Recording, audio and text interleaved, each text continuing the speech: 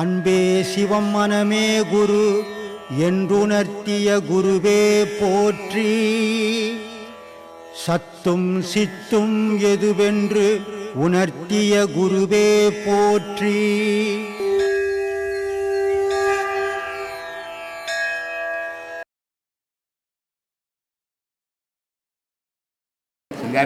செங்காட்டில் படித்தேன் சார் சாமி. செங்காடு இங்கே இருக்கு இல்லையா, பாளையம் அப்படின்னா இங்கே பக்கத்தில் தான். 71 வாரில் நான் வந்து ஜோத்பூரில் சண்டையில், இந்தியா பாகிஸ்தான் சண்டையில் இருந்தேன். அங்கே தான் முதல் பாம்பு போட்டாங்க. அப்போ இறந்து போயிருந்தால் இப்போ நான் பேசிக்க மாட்டேன். இது விதியா என்ன எதுன்னு சொல்கிறேன், இது விதியா இல்லை எதுன்னு சொல்கிறதுன்னா, எல்லாம் நீ பிறந்ததே விதி தான், நீ வாழறதும் விதி தான், சாக போகிறதும் விதி தான். விதின்னு ஒன்று இல்லைன்னா செயலுன்னே ஒன்று இல்லை, எல்லாமே விதி பயன்படி தான். இப்போது நீ நல்லா இருக்கிற, என்ன வயசு? 74. 74 வயசு, எனக்கு 76 வயசு. ஆனால் 74 வயசு வரைக்கும் நீ இருக்கிற, 76 வயசு வரைக்கும் நான் இருக்கிறேன். ஆனால் பிறந்த குழந்தை 1 மாதத்துலேயே செத்து போதியா? தெரியல. 5 வயசுல செத்து போகுது, 10 வயசில் செத்து போகுது, 50 வயசில் செத்து போகுது. ஆனால் படுக்கையிலே 15 வருஷமாக சாகாதியை பொறுத்தம் கிடக்கிறானே சில பேர். ஏன்? விதி. நீ 74 வயசு வரைக்கும் நல்லா நடக்கிறேன், நான் கொஞ்சம் தள்ளாடி நடக்கிறேன். ஆனால் எத்தனையோ பேருக்கு நடக்கவே கால் இல்லாத வாழார், பார்க்கவே உலகத்தை பார்க்க கண்ணு இல்லாத வாழறான். ஏன்? கடவுள் என்ன இவனெல்லாம் கண்ணு இருக்கக்கூடாது, இவனுக்கெல்லாம் கால் இருக்கக்கூடாதுன்னு படைப்பா? இறைவனுக்கு என்ன அவ்வளோ ஓர வஞ்சனையா? இறைவன் வந்து தாயை விட சிறந்தவன். தாய் இருக்கிறால, தாய் கூட ஒரு நேரத்தில் நம்மளை திட்டிடுவா கோபம் வந்தா. ஏதோ நம்ம செயல் சரியில்லைன்னா தாய் கூட கோவப்பட்டுடுவா நம்ம மேலே. ஆனால் கடவுள் நம்ம மேலே கோவப்பட்டதே கிடையாது. கடவுள் நம்ம மேலே கோவப்பட்டுட்டான்னா ஒரு செகண்ட் கூட நம்ம வாழ முடியாது. அப்படிப்பட்ட தாயை விட சிறந்த கடவுளுக்கு ஏன் இந்த ஊனமா படைச்சான்? ஏன் நொண்டியா படிச்சான்? ஏன் கூணா படிச்சான்? ஏன் குருடா படிச்சான்? விதி. இங்க கடவுளுக்கே வேலை இல்லை,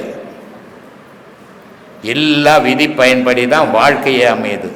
ஒரு கல்யாணம் புருஷன் பண்ணாட்டி ஒரு எல்லா சாஸ்திரமும் பார்த்து, எல்லா ஜோசியமும் பார்த்து, எல்லா பொருத்தமும் பார்த்து 1000 பேர் கூடி கல்யாணம் பண்ணுறான். 3வது நாள் செத்து போகிறான். 3வது நாள் செத்து போகிறான்ப. ஏன்? சாகத்துக்காக இவ்வளோ பேரை கூட்டி சோறு போட்டு இவ்வளோ பணம் செலவு பண்ணி கல்யாணம் பண்ணா. அதே நேரத்தில் இழுத்துன்னு ஓடிடுறான், யாரும் இல்லாத 30 வருஷம் வாழறான். விதி. இந்த உலக வாழ்வு, மக்களினுடைய வாழ்வே விதியினுடைய கையில் தான் இருக்குது. ஆனால் இதை நம்ம புரிஞ்சுக்கிறதும் இல்லை, தெரிஞ்சுக்கிறதும் இல்லை. அதனால நமக்கு இது ஏன் நடந்தது, இது ஏன் நடந்ததுன்ற கேள்வி தான் கேட்டுனுக்கிறோமே தவிர இதுக்கு என்ன காரணம், இது எப்போ செய்த பாவம், இப்போ வந்து நமக்கு இது தாக்குது, இதுலேருந்து நம்ம மீள்றது எப்படி, எதை அடைஞ்சா நம்ம மீளுவோம் அப்படின்னு யோசிக்கிறதே கிடையாது. அதனால நம்ம எதையும் தெரிஞ்சுக்காமையே காலத்தை தள்ளிடுறோம். என்ன பண்ணுறது சாமி? எனக்கு ஒரு 2 வருஷமாக தான் இந்த ஆசனம் பற்றி தெரியும். ஆசிரமம் பற்றி 2 வருஷமாக தான் தெரியும். சரி. 4 உபதேசம் வாங்கியிருக்கேன். சரி. நான் வந்து 3 மணிக்கு எழுந்து குளிச்சுட்டு முதல்ல வந்து வெங்கடேஷ் பெருமாளோட இது பண்ணுவேன். ஓம் வந்து 108 தடவை, ஓம் நமச்சிவாய 108 தடவை. அதுக்கப்புறம் இந்த பாடம் 4 பாடமும் பண்ணுவேன். பண்ணும்போது என்ன ஆகுதுன்னா, உடம்பு ஃபுல்லாக சில நேரத்தில் என்னமோ பரவற மாதிரி இருக்குது, சில நேரத்தில் தூக்கமும் வருது. அது ஏன் இந்த மாதிரி வருதுன்னு தெரியல. எண்ணங்கள் அடங்கும் போது அது நிசப்தமாக ஓடுது, எண்ணங்கள் சிதறும் போது படபடப்பு உண்டாகி போகுது. இந்த பாடம் பண்ணும்போது வேறு எண்ணங்கள் கூட சேர்ந்துக்கும் போது படபடப்பு உண்டாயிடும். எந்த எண்ணமும் இல்லைன்னா காற்று மட்டும் போய் வரும், எந்த செயலும் இருக்காது, அமைதியாக இருக்கும். இதுக்கு காரணம் நம்மளுடைய சுற்றி 10 பேர்கிட்ட பேசுகிறோம், பாடம் போய் உட்காடுறோம். பாடத்தில் உட்காரும்போது அந்த 10 பேர்கிட்ட பேசுனதில் 2 பேருனுடைய பேச்சாவது அங்கே வந்துக்கினே இருக்கும். நான் அமைதியாக பண்ணுறேங்க, எனக்கு எந்த எண்ணெயில் பண்ணால் ஏமாத்துறான்னு அர்த்தம். ஏன்னா அமைதியாக பண்ணவே முடியும். குறைஞ்சது 10 நிமிஷம் கால் அவருக்கு அந்த பழைய எண்ணங்கள், பேசின எண்ணங்கள், நம்ம போன எண்ணங்கள்லாம் வரும். அதை பிடிக்கவே கூடாது, விட்டுடணும். அதன் திசையிலே அதை விட்டுட்டு நீ பாட்டு உட்காந்துனா அது சுற்றிட்டு வந்து உங்கள்கிட்ட அமைதியாக உட்காந்துடும். நீ பிடிக்க ஆரம்பிச்சோன்னா மீண்டுக்குன்னே இருக்கும், நீ அதுக்கிட்ட மல் கட்டின்னுப்ப. அதனால் அந்த மாதிரி நிலையால் வரும். வயது முதிர்வால் படபடப்பு வரும், ஆற்று பிராபலத்தால் படபடப்பு வரும். ஆனால் அதனால் பாதிப்பு வராது. நந்தனாரை பற்றி கொஞ்சம் சொல்லுங்கள். ஏமா நந்தனாரை பற்றி கொஞ்சம் சொல்லுங்கள். அவர் வந்து கோவிலில் எல்லாம் சேர்க்கலை அப்படி இப்படின்னாங்க. அந்த அவரத்தை பற்றி ஏதாவது தெரியுமா? இல்லை, அவரை பற்றி ஏதாவது சொல்ல முடியுமா? என்ன சொல்லணும் அவரை பற்றி சொல்லு. அவர் எதுக்காக சேர்க்கலை கோவிலில், என்ன விசேஷம் ஒன்றும் தெரியல. நந்தனார் ஒரு எஸ்சி. நந்தனார் ஒரு எஸ்சிப்பா, தெரியுமா?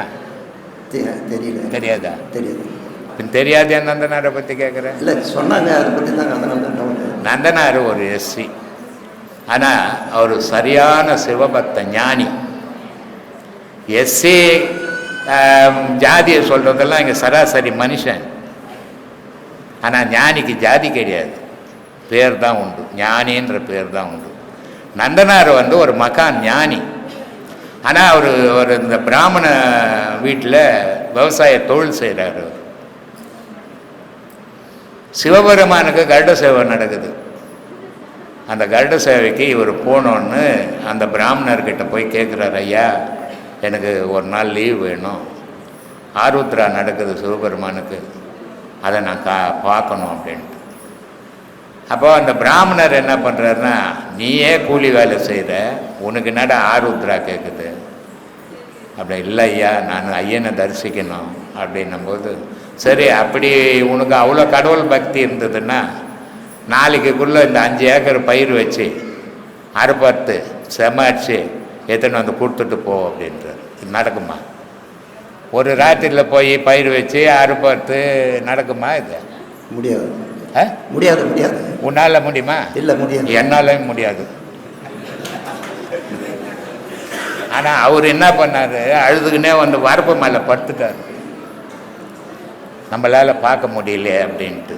ஆனால் 5 ஏக்கர் பயிர் ஒரே ராத்திரியில் வச்சு ஒரே ராத்திரியில் அறுப்பட்டு ஒரே ராத்திரியில் சமாளித்து ஐயர் வீட்டுக்கு போயிடுச்சு. பக்தி அதிகமாச்சு.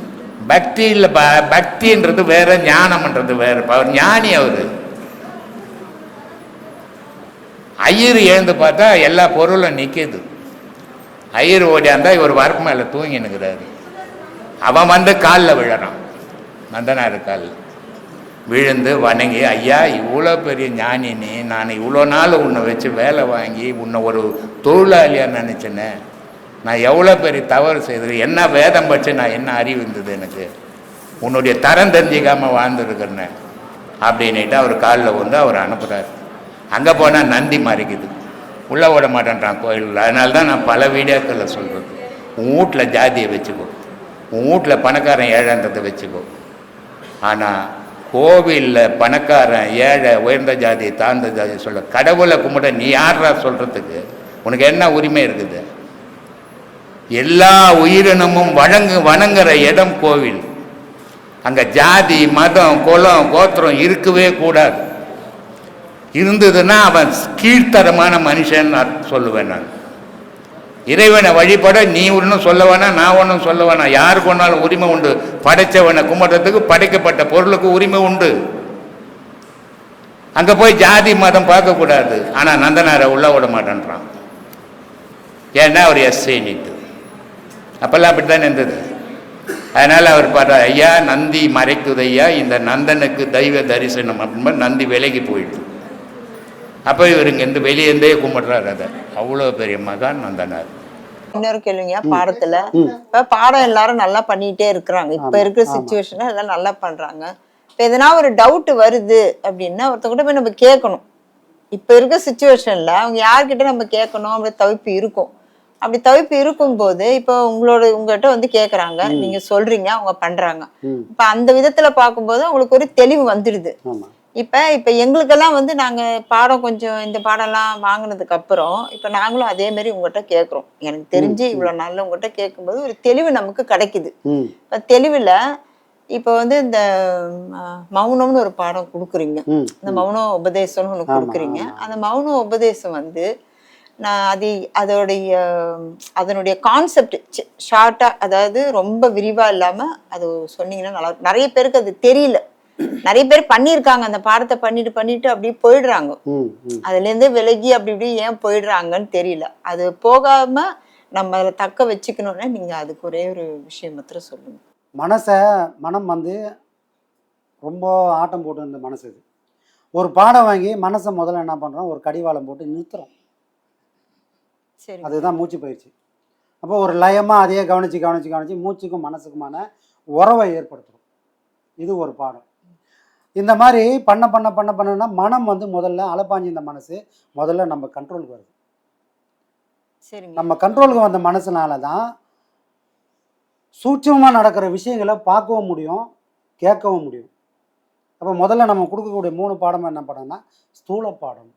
அதை நம்ம கண்ணை திறந்து பார்க்குறோம், கண்ணை திறந்து தான் பண்ணுறோம். அப்போ அதெல்லாம் என்னது? ஸ்தூல பாடம். அதனால் என்ன பண்ணுறோன்னா மனசை கண்ட்ரோல் பண்ணுறதுக்கான ஒரு ஃபார்முலாவை அந்த 3 பாடத்தில் வச்சுக்கிறோம்.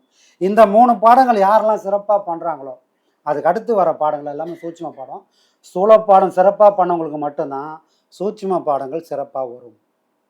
வேறு யாருக்குமே இங்கே கோட்டை விட்டவங்க எல்லாரும் அங்கேயும் கோட்டை விட்டுற வேண்டியது தான். அந்த பாடங்களும் வரைய வராது. அவங்க என்ன டக்கர் வச்சாலும் வரைய வராது. அங்கே சரி பண்ணோம்னா முதல்ல நம்ம அங்கே போய் போராடி நிற்கக்கூடாது. பேசிக்கான இந்த 3 பாடங்களை சரி பண்ணால் அது வந்து தான் ஆகணும். சரிங்களா? அப்போது அதுக்கப்புறம் வாங்கக்கூடிய 2 பாடங்களை எங்கே பண்ணுறோம்னா நம்ம புரு மையம் தான் நமக்கு சாட்சி. அதுதான் சாட்சி. ஏன்னா மனம் உயிர் இது 2ம் உறவாகக்கூடிய இடம் எதுன்னா நம்மளுடைய புருவ மையப்பாடு. அப்போது மனசை ஒரு லயப்படுத்தி கொண்டு வந்துக்குன்னு மனசை ஒரு இடத்துல நிற்க வைக்கிறோம். அதுக்குன்னு ஒரு இடம் இருக்குது. சரி, நிற்க வச்சா போதுமா அப்படின்னா அது அப்படி கிடையாதுப்பா. நீ காற்று இறக்கி விட்ருவ, திருப்பி காற்று ஏற்றுற மாதிரி அதுக்கு உயிர் கொடுக்கறதுக்கு இந்த மாயை, இந்த உலகம் விட்டு வைக்காது. அதுக்கு எப்போ வேணால் உயிர் வந்துடும். நீ காற்று இறக்கி விட்டு பலூன் கம்மியாகுதுன்னு நினச்சிப்ப. ஆனால் இந்த உலகன்ற மாயை பொருள் திருப்பி எப்போ வேணால் அதை காற்று வச்சு பறக்க வச்சிரும். அதனால் அது அங்கே நின்னா போகாது. அதுக்கும் மேலே ஒரு இடங்குது, அதுதான்ப்பா மௌனம்.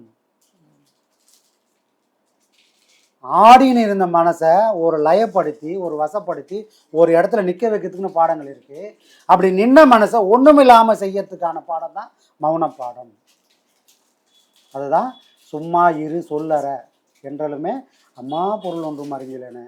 எப்பா நீ கொடுக்கும்போது என்னவோ சாதாரணமாக கொடுத்துட்டாமா நான் நினச்சிக்கினேன். ஆனால் அதை நான் அனுபவிக்கும் போது தான் தெரிஞ்சுது, இதை வார்த்தையால் சொல்ல முடியாதுப்பா இந்த பாடத்தோட விளைவை. அதை நான் அனுபவிக்கிறது எவ்வளோ காலம் ஆச்சு? 12 வருஷம் ஆச்சு. திருவண்ணாமலையில் கொடுத்துட்டு அவர் பாட்டை மறைஞ்சு போட்டார். இவர் என்ன பண்ணுறாரு, வாங்கிக்கினேன் கோயில் கோயிலா சுற்றுறாரு. ஒரு முடிவே கிடைக்கல. எத்தனை வருஷம்? 12 வருஷம். கடைசியில் அது எப்போ முடியுதுப்பா மௌனப்பாடம்? வயலூரில் முருகன் வந்து காட்சி தந்து அந்த பாடத்துக்கான முடிவை கொடுக்குறாரு. திருவண்ணாமலையில் தொடங்கின அவர் பயணம் வயலூரில் முடிச்சு வைக்கிறாரு. அவ்வளோ பெரிய மௌன பாடம். அது வந்து இதுல ஒண்ணுங்கய்யா, இந்த பாடத்தை நம்ம ஐயாவை தவிர யாராலையும் கொடுக்க முடியாது. அது ஒரு விஷயம். அந்த பாடம் அதுக்கு அடுத்து சொன்னீங்களே வயலூர் இதுன்னு சொல்லிட்டு, அதோட சேர்ந்த மாதிரிதான் இதுவும். ஆமா. அப்ப அந்த ஐயா வந்து அவ்வளோ தீவிரமா இதுல இருந்து அவ்வளோ இதுவா பாடத்தை வந்து அவர் பண்ணி அவரு அனுபவிச்சு அவர் உணர்ந்து கொடுத்துருக்கிறாரு. இது கண்டிப்பா உங்களுக்கு கிடைக்கும், கண்டிப்பா கிடைக்கும்.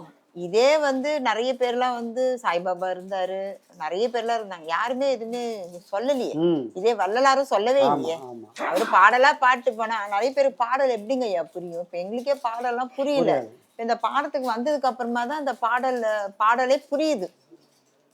அப்ப நம்ம ஐயாவுடைய கலை எப்படி இருக்கு, அதை வளர்க்கணும்ன்ற தீவிரம் வந்து இன்னும் நல்லா உயிரோடு இன்னும் நல்லா வயசானா கூட இன்னும் நல்லா இருந்து அனுபவிக்க நமக்கு அந்த எண்ணம் தான் வரும். அனுபவிச்சா அந்த எண்ணம் வரும். ஆமாங்க ஐயா. அனுபவிக்கலன்னா அதோட அருமை என்னன்னு தெரியாது. அதுதான் அப்படிதாங்க தோணுது. இந்த கலையை வந்து கொடுத்துட்டு போயிருக்கிறாரு, நமக்கு ஆயுசு நிறைய கொடுத்து இதை நிறைய பேருக்கு இது எப்படியாவது கொண்டு போகணும். நம்ம வள்ளலாருக்கு அடுத்தது நம்ம ஐயா நிக்கணும். கண்டிப்பா அந்த அந்த வழியில நம்ம ஐயா வரணும். அதுக்கு நம்ம கண்டிப்பா பாடு பண்ணுங்க ஐயா. நான் இருக்கிறனோ இல்ல எப்படியோ கடவுள் விட்ட வழி நம்மள, ஆனா ஐயா மாத்திரம் அந்த மாதிரி வழியில வரணும். அது இவர்கிட்ட பாடம் வாங்குனதுல அதாவது 1000 கோடி சொத்து கூட வச்சிருப்பாங்க, கோடியோட வச்சிருப்பாங்க. ஆனா இதனுடைய ஒரு மதிப்பும் அந்த ஒரு அது என்ன எனக்கு எப்படி சொல்றதுன்னு தெரியல. அது இது வந்துட்டு சொல்லாலையும் வராது, வார்த்தையாலையும் வராது. அதை அனுபவிச்சு உணர்றவங்களுக்கு தான் வரும். அது உலகத்திலே வந்து எந்த மகானுமே சொல்லாத என்ன ஒரு அற்புதம். அதை நினைச்சாலே வந்துட்டு நமக்கு ஒரு ஒரு நாளும் ஐயா மேல இருக்கிற பற்று வந்து குறையல, அப்படியே ஸ்டெப் ஸ்டெப்பா அதிகமாகுது. வந்த காலத்துக்கும் இப்போதைக்கும் பாத்தீங்கன்னா ஐயா கிட்ட இருக்கிற ஒரு மரியாதை, மதிப்பு, உயிரே அவர் தாங்க ஐயா. அதான் விடுறோம் பாருங்க, மூச்சே அவர் தான். அந்த மூச்சே அவர் தான். அந்த மூச்சு ஓடுறது இறங்குறது, அப்ப என்ன அந்த மூச்சுல யாரு இருக்காங்க? அவர் கொடுத்துட்டாரு மூச்சை, அப்ப ஓட்டிக்கிட்டே இருக்கிறோம் நம்ம. அப்ப யார் இருக்காரு? அதுல அவர் தானே இருக்கிறாரு. ஒரு அற்பம் நம்ம ஒரு, அதாவது ஒன்னுத்துக்குமே இல்லாத உடம்பு இது. அது என்ன நாங்கெல்லாம் நம்ம புண்ணியம் பண்ணமோ அந்த நமக்கு இப்படிப்பட்ட குருநாதர் கிடைச்சிருக்கிறாரு.